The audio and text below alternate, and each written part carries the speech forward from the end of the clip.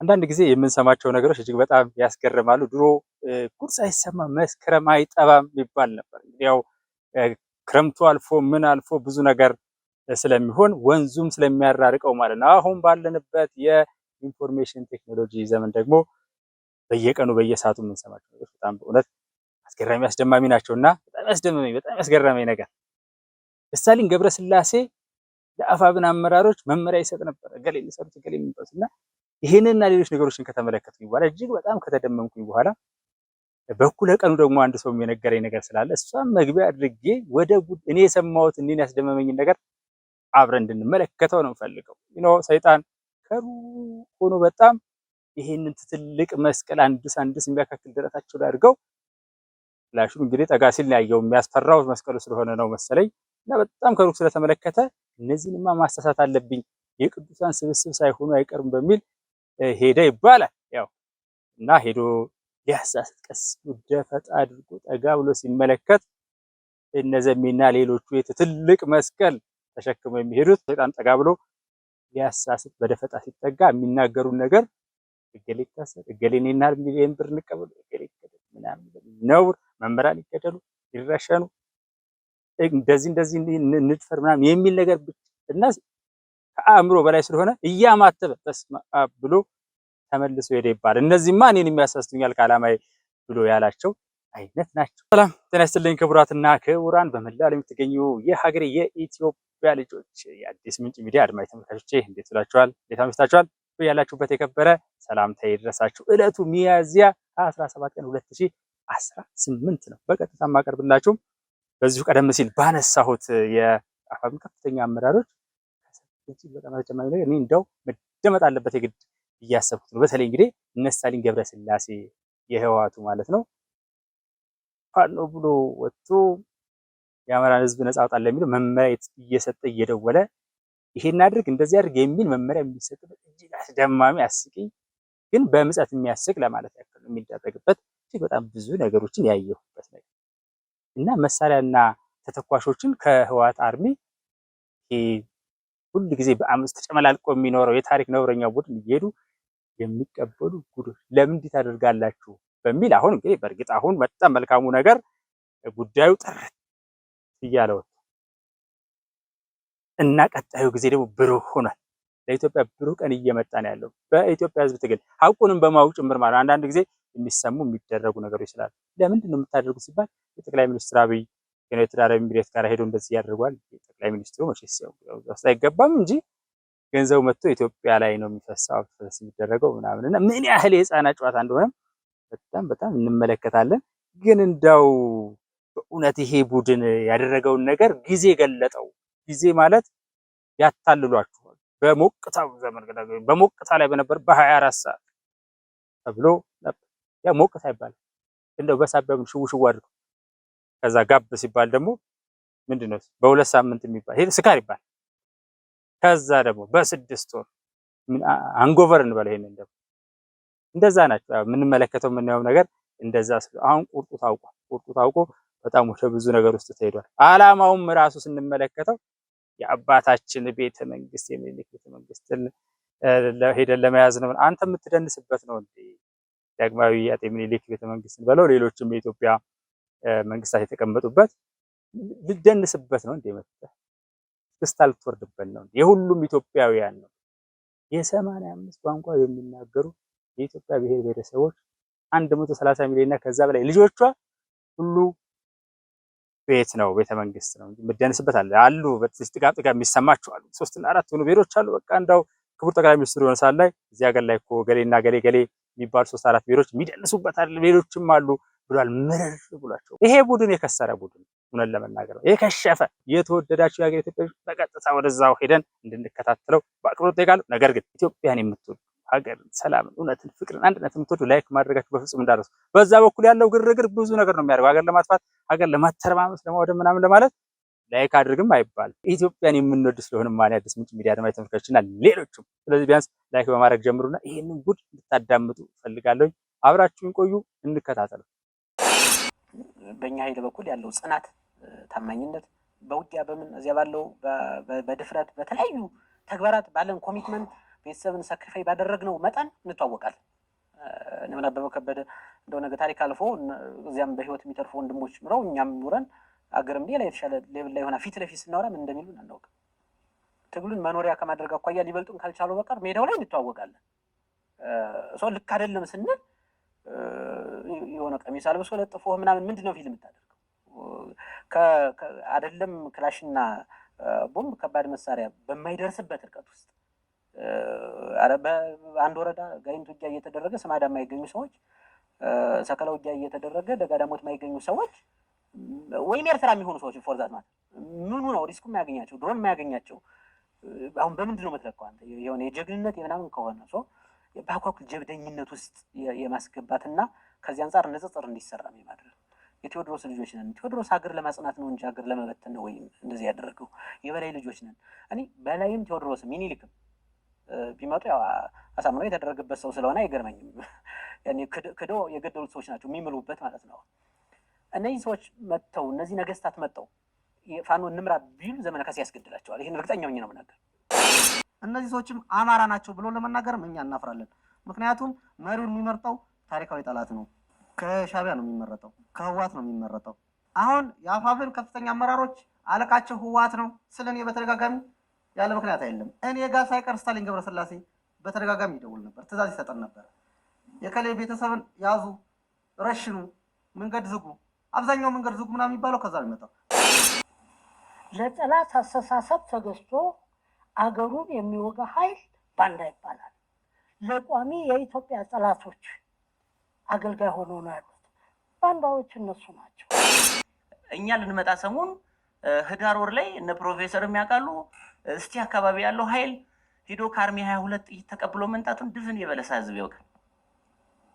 ማይጸብሪ ሄዶ የአምስተኛ ኮር የሚባለው ይሄ ሚካኤል ደብረ ይዞ የልቦ ኃይል ሂዶ በሳጥን ጥይት ተሸክሞ መጥቶ ማረኩት እያለ እንደሆነ ድፍን የበለሳ የብናት የሚመቀጠው ህዝብ ያውቃል። የዛ ሰፈር ህዝብ ደንበር ያሉት ህብረተሰቦች ያውቃሉ።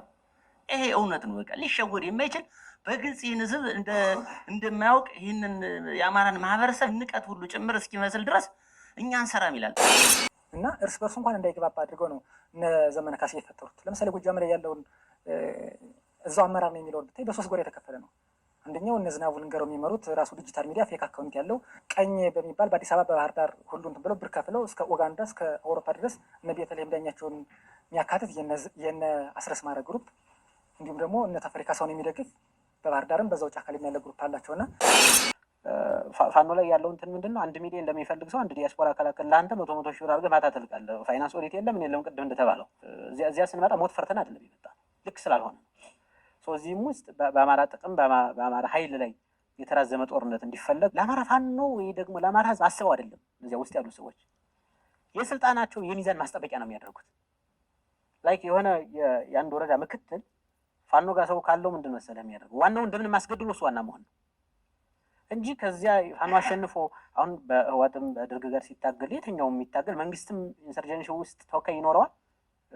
የትኛውም የዓለም አቀፍ ስለሆነ ምን እስራኤል በኢራን ውስጥ ያላትን ኃይል ወይም ደግሞ ከቻለች ኢራን የሚኖራትን እንገምታለን አይደለ? ተፋላሚ የሆነህ ወይም ትዋጋው አካል ጋር ተቃራኒ እንትን ቢኖርህ ከዓላማ አንጻር የሚጠበቅ ነው። የአማራው ለየት የሚያደርገው የቀኘው የሌላው ማስተላለፍ ከዓላማ አይደለም፣ ከግል ጥቅም ነው፣ ከቡድን ጥቅም ነው። ተጋርቶ ጫካ ውስጥ አሳግቶ የሆነን ባለሀብት ብሩን መልሶ የሚካፈል ነው። ባንኩን ከተማ ላይ ፕሮሰስ የሚያደርግ ነው። በዚህ ገጠር ላይ ባንክ አለ እንዴ? የለም። ነረን የሚያደርጉ የጥቅም ተጋሪ የሆኑና ከራሳቸው የሚያስፈራሩ አንድ ምስኪን ሰራተኛ ስራው ላይ ብቻ ትኩረት አድርጎ መንግስት የሰጠውን ኃላፊነት ቆጥሮ የሚሰራ በሱ አሰላለፍ ለእንትን ብሎ ለህዝብ ብሎ እየሰራ ያለውን ኃይል በቃ በሆነ በውጭ ባለ እንትን የሚያስፈራራ እኮ አለ። ቆይ ይመጣልሻል ምናምን የሚል አይነት እንትን እና ከዚህ አንጻር የሚሰሩ ሳቦታጆች ምናምን እኛን አይደንቁንም። ከተማ ላይ ፊት ለፊት መጥቶ የሚናገረን እንዲህ ነው እንዲያ ነው ሊለን የሚችል ኃይልም የለም። እነዚህ ሰዎች አፋብን የሚለው ስሙ የአማራን ማህበረሰብ ስለሚጠቀሙበት በእነዚህ አካል የሚደረገው ስም ማጥፋት የሚደረገው ወንጀል በሙሉ አማራን አይወክልም። እነዚህ ሰዎችም አማራ ናቸው ብሎ ለመናገርም እኛ እናፍራለን። ምክንያቱም መሪውን የሚመርጠው ታሪካዊ ጠላት ነው። ከሻቢያ ነው የሚመረጠው፣ ከህዋት ነው የሚመረጠው። አሁን የአፋብን ከፍተኛ አመራሮች አለቃቸው ህዋት ነው ስለኔ በተደጋጋሚ ያለ ምክንያት አይደለም። እኔ ጋር ሳይቀር ስታሊን ገብረስላሴ በተደጋጋሚ ይደውል ነበር፣ ትእዛዝ ይሰጠን ነበር። የከሌ ቤተሰብን ያዙ፣ ረሽኑ፣ መንገድ ዝጉ፣ አብዛኛው መንገድ ዝግ ምናምን የሚባለው ከዛ ነው የሚመጣው። ስታሊን ትናንትና በሰሜኑ ጦርነት ምንድን እንደነበረ ማንም የሚያውቀው።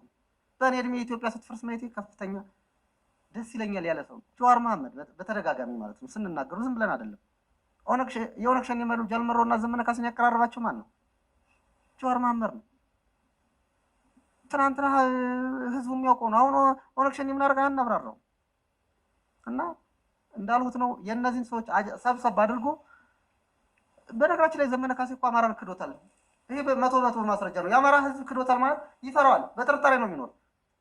ዘመነ ካሴ የአማራን ህዝብ ቢወደውና የአማራ ህዝብ ዘመነን የሚፈልገው ቢኖር ዛሬ ዘመነ አማራ ምድር ውስጥ ይገኝ ነበር። ፋሲካ በዓልን እኮ ሱዳን ሄዶ ነው ያከበረ። አታውቁም? ከዚህ በላይ ክደት ምን አለ? እና እንደዚህ አይነት ሰዎች አማራን ስለማይወክሉ በእነ ዘመነ በኩል የሚደረግ ማንኛውም ስም ማጥፋት ይሁን ወንጀል በአማራ ብሎ ማንሳት ተገቢ እንዳልሆነ ሌላው የኢትዮጵያ እናንተ በስፋት የምታስረዱ ለምሳሌ ዘመነ ካሴ ከጃልመሮ ጋር አልሰራም ወይ ከህወሓት ጋር አልሰራም ቢል መኖር አይችልም። አለቃው ሌላ ነው። ባለቃው ትእዛዝ መስማት ስላለበት አብሮ አሸሸ ገዳሚ እያለ ነው። ሰላም ይመጣል። ወሳኝ ሰዎች መጥተዋል። ቀጣም ይመጣሉ። የማይመጡ አሉ። ቢመጡም እንኳን ለራሳቸው መንግስት እንኳን ደህንነቱ ልጠብቅለት ቢል የማይጠብቅለት አለ። አንተ በአደባባይ 40 እና 50 ሰው እየረሸንክ እንደዛ አይነቱ መጣ አልመጣ ብዙም ይሄን ያህል እንትን የሚለን አይደለም። ደግሞ ብዙዎች ጥቅም ይወደዱ አሁን እኛ በተደጋጋሚ እንደሚባለው እዚህ ስንመጣ የከዱ ይሉናል። እውነት ለመናገር ገንዘብ ፈልገው ምናምን ይባላል። ክልሉም ያውቀው ፌደራሉ የሚያውቀው ማንም ያውቀው ነው። እኛ መጠን እዚህ የተደረገልን ነገር ማንም ያውቀዋል። ገንዘብ እኮ አስፋልት ላይ ቀርቷል እኮ። ገንዘብ እኮ አግቶ በሚሊዮን መጠየቅ ቀርቷል። የት ጋር ነው ያለው ገንዘብ? እኛ ገንዘብ ሳይሆን ህዝብ ብለን ነው የመጣነው። እነዚህ ሰዎች ዘራፊ ናቸው ይቀማሉ ስንል ግን ገንዘብ ምናምን ብቻ አይደለም። ስድብ እኮ ይቀማሉ እኮ። አሁን በአንድ ልትለው የሚገባ ከህወሓት ጋር ከሻዕቢያ ጋር ከታሪክ ጋር ጠላት ጋር የሚሰራው ነው በአንድ አምትለው። እኛ ግን እንዳንሰድባቸው ስድቡን ቀደሙ ወሰዱት። በጣም የሚያሳዝነው ማህበረሰቡ ወዶ ሳይሆን ተገዶ ነው የሚከፍለው ሰልፍ የሚወጣው። ይሄን ሁሉ ተገዶ ነው። ትንሽ ጊዜ ነው አሁን ማህበረሰቡ በራሱ ማለት ነው አንስቷል። ደግሞ አሁን ብዙ ቦታ ላይ ተናግረዋል እኮ አባቶች እኛ ከዚህ በኋላ ምን እናድርግ? 3 ዓመት እናንተን ቀልበናል፣ ስራ ወዳለበት ወይም ስራ ፍጠሩ ብሏል። ይሄ ምን ያሳያል? በሃይማኖት ስም መጥተዋል፣ ውሸት መሆኑን አይተዋል። ማተብ ሊያስፈታ ምናምን ተብሏል። ይሄ እንዳልሆነ አሁን ማህበረሰቡ ተረድቶታል።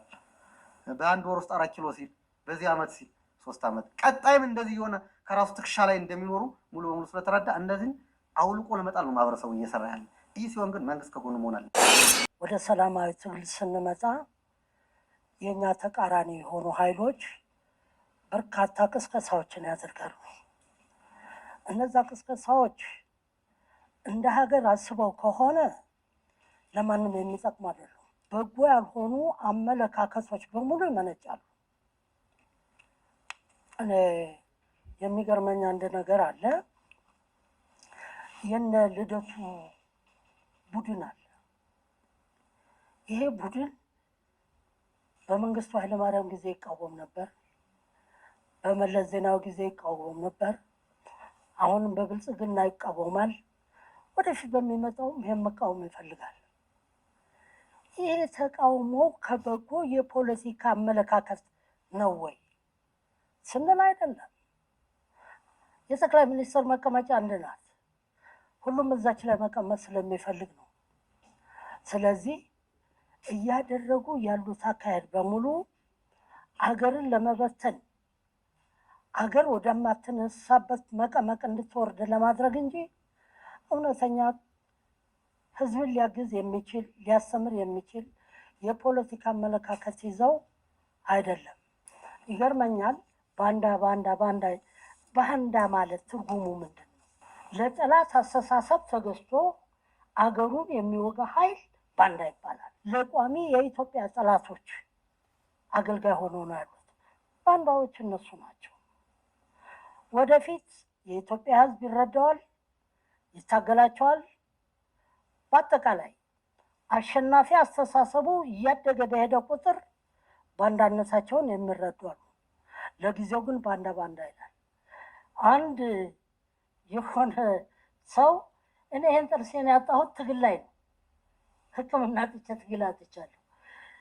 ይህን ጥርስ ማጣቴን እንደ ትልቅ የፖለቲካ ጥያቄ አድርጎ አጉልቶ ያሳያል።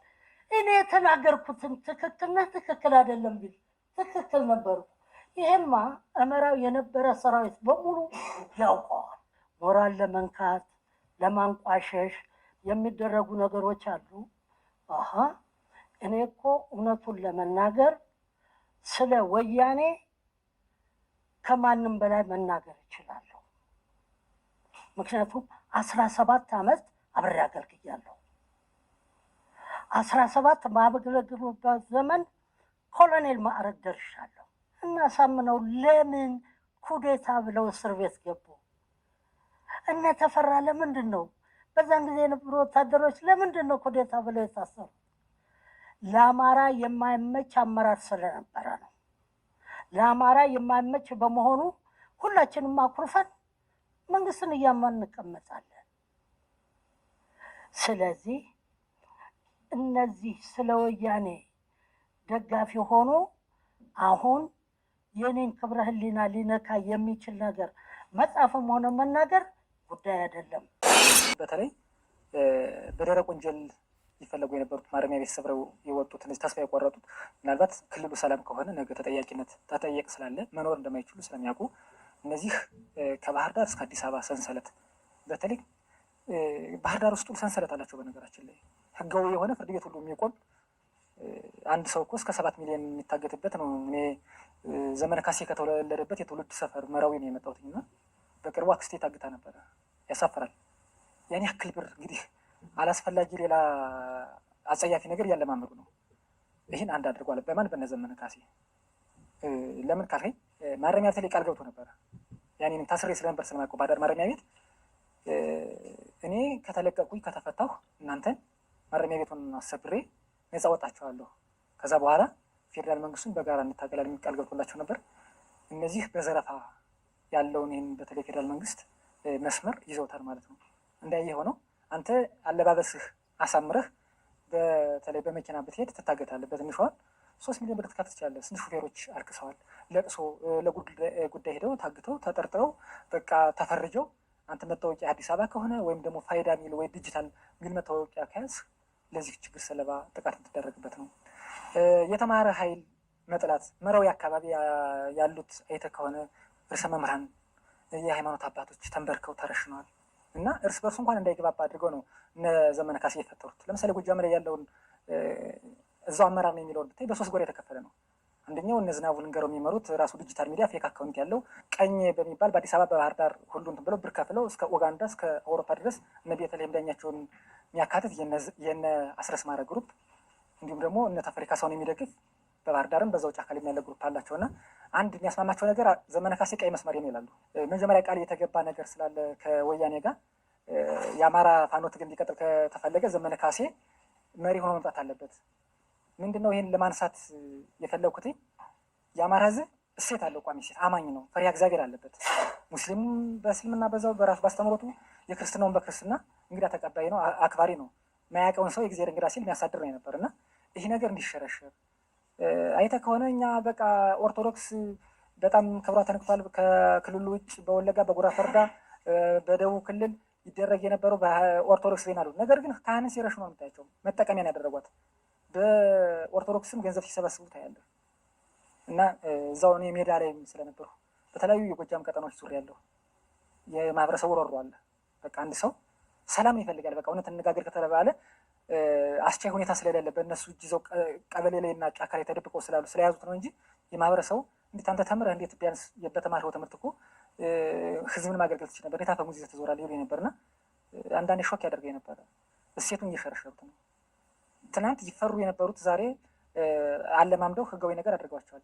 በስም አልጠራቸውም።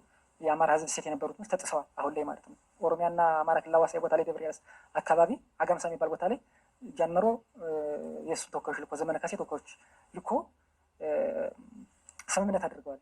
የነ ወያኔ ብቻ አይደለም። ወያኔ እጇ ረጅም ነው። በነገራችን ላይ በአምሳሏ ድሮ ኦነግን ፈጠረች፣ አብረው ሰሩ። እንደገና ደግሞ አሁን ሁለት ጽንፍ ይዘው በተለይ በኦሮሚያ ላይ ያሉት የአማራ ተወላጆችን የኦሮሞ ተወላጆችን በግፍ የሚያስቀው የሚዘርፈው የሚገለው ሸኔ ከፋኖ ጋር ታክቲካሊ ግንባር ፈጥሯል። እነ ግብፅ እነ ሻዕቢያ እነ ህወሓት እነሱ የሚታወቁ ስለሆነ ጽምዶ የሚል ነገር ይዘውም ስለመጡ አሁን ትናንት በድብቅ ያደረጉትን በይፋ ይዘው ስለመጡ አሁን በደረታቸውን ነፍተው እሴቶች ተሸሩ።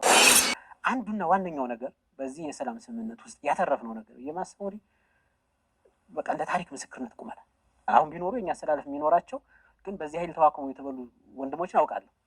በእያንዳንዳቸው የሚሰራውን ፖለቲካ ሳይ ምንድነው የሚገርመኝ እኛ ባንኖር ምንድነው የሚሰራው ሰው አትሊስት ራሳችን እውነቱን ለመመስከር ህዝብ ያለፈውን እንዲያውቀው ለቀጣይም እንዲሰራበት ሰፊ እንትን አለ። ፕላስ በዚህ ውስጥ የያዝነው ነገር ምንድነው ብዙ ሰው ላይ የማስተውለው በተለይ የትግሉ ደጋፊ ነው ብሎ የሚያስቡ ሰዎች በቃ የፋኖ ትግል ከሌላ አማራ የለም የሚመስል ከንቱ ድምዳሜ ይደርሳሉ። እኔ ኮሚኒቲ ዳይናሚክ ነው ባይተሰብ ራሱን የመከላከል ተፈጥሯዊ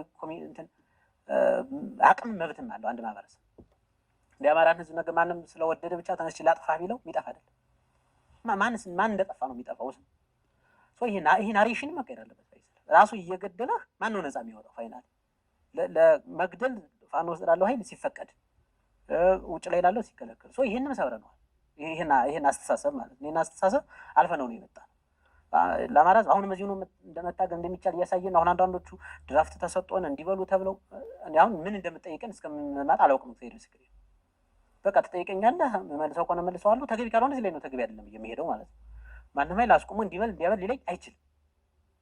ትናንት ለመብት የቆምኩትን ነገ ማንም ከመብታችን እንትን አያደርገንም እና በዚህ ውስጥ የሚሰሩ ሸፍጦች ራሱ ተስፋኛ ብቻ ነን።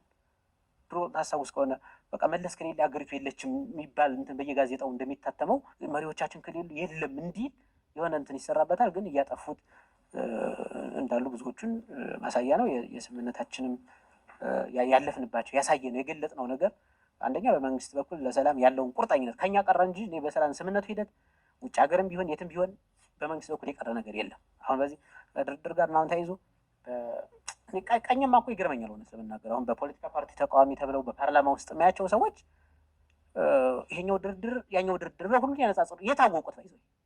አሁን እኮ ቀኝ ለመሆኑ ምስክር እኮ ራሱ ነው ሰው የታወቁት ነው። የኛን ኃይል አሰላለፍ የኢያሱ ኃይል ከኤልያስ ኃይል ይብለጥ ይነስ የሚለው ማን ነው? እሱን እንትን ፈትፋችና ገማች ያደረገው በእኛ የትጥቅ ትግል በነበርንበት ውስጥ ነው። እኛ ብንናገር ባለቤት ነን።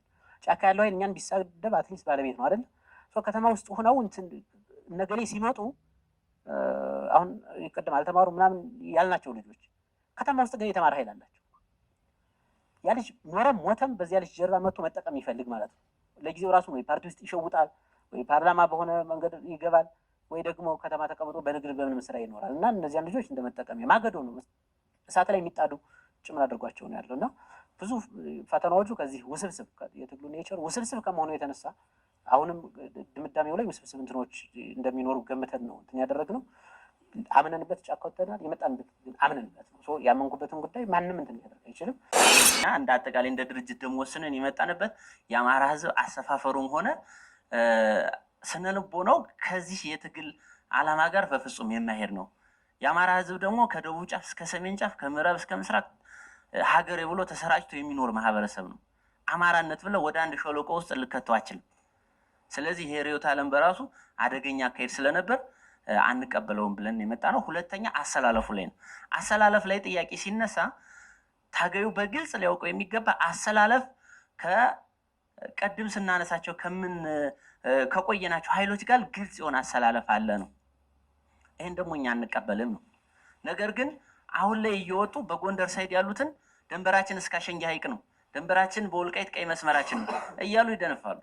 ግን በዋናነት በውስጥ ግን ርዕዮተ ዓለሙን ጨምር ብቻ ሳይሆን አሰላለፉ በራሱ ከነዚህ ኃይሎች ጋር እንደሚሆን ይደነግጋል ማለት ነው። ስለዚህ ይሄ በግልጽ መታወቅ መቻል አለበት። በዛ አካባቢ ግማሾቹ አመራሮች የወልቃይት አስተዳደር ይፍረስ ይላሉ፣ የማንነት ጥያቄ እያነሱ ማለት ነው። እነ ዮሐንስ ንጉሱ በግልጽ የወልቃይት አስተዳደር መፍረስ አለበት ብሎ እነ ሰፈር መለሰ ሳይቀር ጦር አዝምተዋል፣ ስርዓቱ እንዲፈርስ ማለት ነው። ሁለተኛ ደረጃ ደግሞ አስፋው ሰርሰ የሚባል ሰሜን አምባራስ ክፍለ ጦርና የአፋባ ከፍተኛ አመራር የነበረው በትግረኛ ሲያወራ ከነበረው ጋር በግልጽ ተመልክታችሁታል። ሶስተኛ ደግሞ አሁን ላይ የአፋብን ወታደራዊ አስተዳደር የሆነ ጀነራል ተፈራ ወያኔን የምትወጉ ከሆነ ከኋላችሁ እንከመራለን እያሉ። ስለዚህ ይሄ በግልጽ የወያኔ ሀሳብ ብቻ እንደሆነ በግልጽ ማሳያ ነው። በእነዚህ ሁለት ምክንያቶች አባሉን በትክክል እንዲያውቅ እና እንዲጠይቅ እፈልጋለሁ። ከዛ ያለው ወደዚህ ሲመጣ እነዛን ነገሮች መርምሮ መምጣት እንዳለበት ማስተላለፍ እፈልጋለሁ። ከዛ ውጭ መንግስትም ማድረግ ያለበትና የሰላም አማራጩን ተከትለው እንዲመጡ ከዚህ ከስርዓቱ ውስጥ መስተካከል ያለባቸውና እንዲስተካከሉ ሰፊ ስራ መስራት አለበት። ለምሳሌ ከሁለት የረገጡ ሰዎች እግሮች መቆረጥ መቻል አለባቸው፣ ዘውድና ጎፈር የሚጫወቱ ማለት ነው። ስለዚህ እነዚህ መቆረጥ አለባቸው። እዚህ ያለውን እውነታውን ላውቆት የሚመጣ ኃይል አለ፣ ያንን ሊያሸማቅቁ የሚችሉ አሉ፣ በሰላም እንዳይፈታ ሁሉ የሚያደርጉ አሉ፣ መንግስትን ደካማ በማድረግ የሚሰይሙ አሉ። እነዚህ ከድርጊታቸው ተቆጥበው እርምጃ እንዲወሰድባቸው እንፈልጋለን። ሁለተኛ ደግሞ አጠቃላይ ህዝብን ከህዝብ የሚያጋጩ ጥላቻ ያላቸው ንግግሮች በዩቲዩቦች ይለቀቃሉ፣ ለሽቀላ ማለት ነው። እነዛ ነገሮች በተለይ መንግስት እዚህ ከተማ ውስጥ ቁጭ ያለው ካሉ በደቡብ ጫፍ፣ በሰሜን ጫፍ፣ በምዕራብ፣ በምስራቅ አሉ። እነዛን ሰዎች አሳዶ መንግስት መያዝ መቻል አለበት። ከኦሮሚያም በለው ከአማራም በለው ከትግራይም በለው ጽንፍ የረገጠ ጥላቻ ንግግሮች አሉ። ይህንን ትግል በልክ እንዲቀጥል የሚያደርጉ ንግግሮች አሉ። ስለዚህ እነዚህ ንግግሮች ሁሉ እንዲቆረጡ መደረግ መቻል አለበት። ከዛ ውጭ ዩቲዩባቸው ብቻ እንዲሸቅልና እንዲያድግ የሚደረጉ ዩቲዩበሮች አሉ፣ እግራቸውን ውጭ ላይ ያደረጉ ማለት ነው። እነዛ ገንዘባቸውን ብቻ ነው የሚመለከቱ፣ የፈለገውን ቢሉ ምንም የሚገርም ነገር የለም። ታጋዩ ግን ይህንን ለይቶ እዚህ ውስጥ በሰላማዊ መንገድ ታግሎ ጥያቄዎቻችን የማንንም ብሔረሰብ የሚነኩ አይደሉም፣ ለሀገራችን አደገኛ የሆኑ አይደሉም። የአማራ ጥያቄዎች በደንብ ሁሉም ሊስማማባቸው የሚችሉ ስለሆኑ እነዛን ጥያቄዎች በሰላማዊ መንገድ በውይይት በንግግር መፍታት ስለሚቻል ከታች ያለው አባል መምጣት አለበት። ቅድም እንደተባለው ከላይ አጀንዳ የተቀበሉት መሪዎች ብራንድ ጫማ እያደረጉ ብራንድ ልብስ እያደረጉ ከታች ግን መከረኛ የሆነው አባል ግን ደም እንዲገባ ነው እንጂ የሚፈለገው ኮንጎ ጫማ እንዲቀይር አይፈለግለትም። ስለዚህ ይህንን መገንዘብ አለበት። እዛው ታገዩ ይህንን ስንናገር አሃ ብሎ ይለያል፣ በእርግጠኝነት ስለሚያውቀው ማለት ነው። ይህንን መገንዘብ አለበት።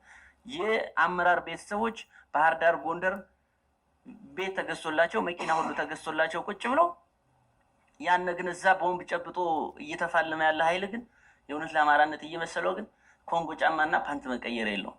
ይህንን ተገንዝቦ ወደ ሰላም መጥቶ መደበኛ ስራውን መስራት፣ በሰላማዊ መንገድ ጥያቄውን መመለስ መቻል እንዳለበት ሊገነዘቡ ይገባል ማለት የለውም።